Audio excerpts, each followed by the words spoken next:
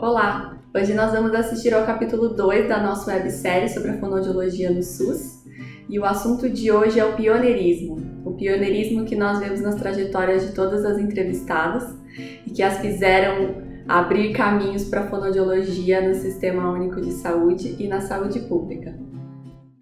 E tive o primeiro contato com a saúde pública justamente com a primeira fono que trabalhou no Centro de Saúde Geraldo Paula Souza, da USP. Era a primeira fono que trabalhou em saúde pública, pelo menos formalmente, que se tem registro, né? Ela era contratada lá e a gente foi, como aluna, fazer estágio lá. Naquela época, a atuação era realmente uma coisa bem simples de você fazer triagem, né?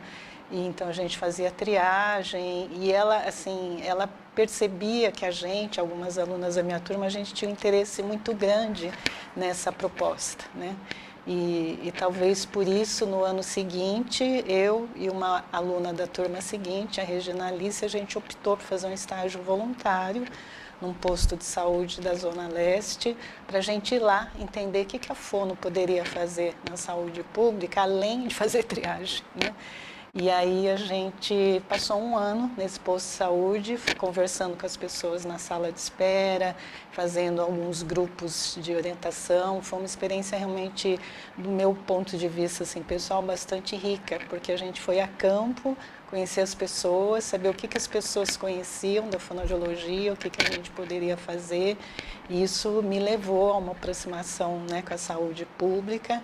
Naquela época, saúde pública, né? Saúde coletiva veio o nome que veio depois, né? Sempre no coletivo, porque ao mesmo tempo, desde que eu me formei, bem antes de me formar, na verdade, acho que um ano antes de me formar, eu participei da Associação Brasileira de Fonoaudiologia, que não é essa associação de hoje, claro, né? Ela era a gente não tinha sindicato, a gente não tinha conselho, a gente não tinha nada, a gente tinha esse grupo. Então, em 84, surgiu uma grande oportunidade, que foi o trabalho na saúde mental. O Brasil estava tendo influência também da Itália na questão do fim dos manicômios, na reforma psiquiátrica. Mas na saúde pública também, durante este ano, eu fiz uma importante escolha que foi concentrar toda a minha carga de estágio na saúde do trabalhador. Teve lá um racha, né, entre o pessoal da saúde mental e eu estava no grupo que foi para a saúde do trabalhador, que eu agradeço imensamente de estar, historicamente, mais uma vez, num espaço e num movimento muito interessante, porque a saúde do trabalhador também vinha ganhando muito espaço, né? Toda a minha formação eu tive engajada com essa coisa da formação, da luta pela profissão, do reconhecimento. A minha turma chama 9 de dezembro de 81, porque foi o ano que a profissão ganhou o status de nível superior e tudo mais. E aí eu vou para a PAI de Campinas, eu pergunto para os professores, olha, quem vocês acham que é a prioridade para o atendimento? E aí eu fui, por algumas pessoas bem recebida e por outras pessoas com todas as pedras na mão. E aí, uns me disseram, eu não preciso de atendimento para nenhum dos meus. Aí eu digo, mas eles não são deficientes intelectuais? Fono tem tudo a ver com deficiência intelectual. Bom, aí outros, a maioria. E aí eu comecei um trabalho em sala de aula, que foi isso que eu ensino até hoje, né? Então, era o primeiro curso de fonoaudiologia de Santa Catarina, e ele estava no seu segundo ano. Quando eu inicio, as disciplinas que eu peguei então, foram fonoaudiologia geral, e depois eu comecei com os estágios. Os estágios eram nas unidades de saúde. Daí, os estágios, eu acho que foi em 93, 94. E nesse momento, acho que a gente fazia bem aquela atuação inicial, né? Então, eu ia na unidade básica, fazia triagem, muito pouco contato com as equipes, né? E a gente era bem inocente mesmo, né? Fazia triagem, orientação. No congresso de 2000, falamos com o Jaime Zorzi, que acho que era na época, ele era o presidente da Sociedade Brasileira de Fonoaudiologia. E dissemos assim, Jaime, nós gostaríamos de ter uma mesa no próximo congresso, porque todos os trabalhos que a gente faz tem que apresentar em fonoaudiologia geral, e a gente gostaria de ter uma mesa, vamos ver o que acontece e tal.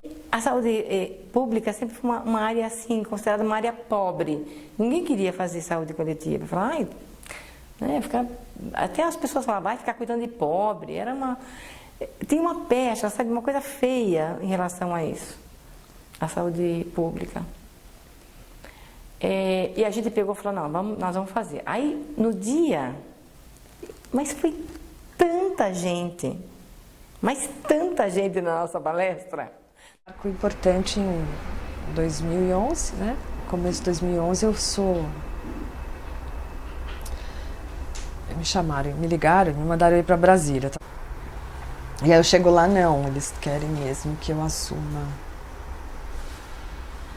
um cargo lá para coordenar o eixo da saúde do Viver Sem Limites, que era um programa gigante interministerial com 15 ministérios. Ainda mais essa agenda. Toda a reabilitação, a pessoa com deficiência, enfim, foi uma agenda que os gestores do SUS terceirizaram, historicamente, para as entidades.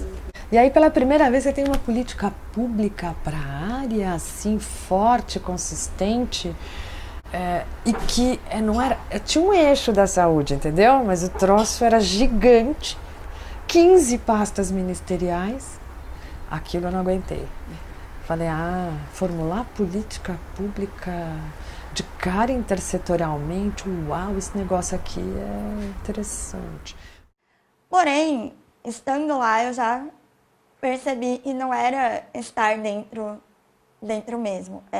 Eu tinha uma sala dentro de uma unidade básica, mas eu ainda era vista e eu ainda trabalhava enquanto ambulatório.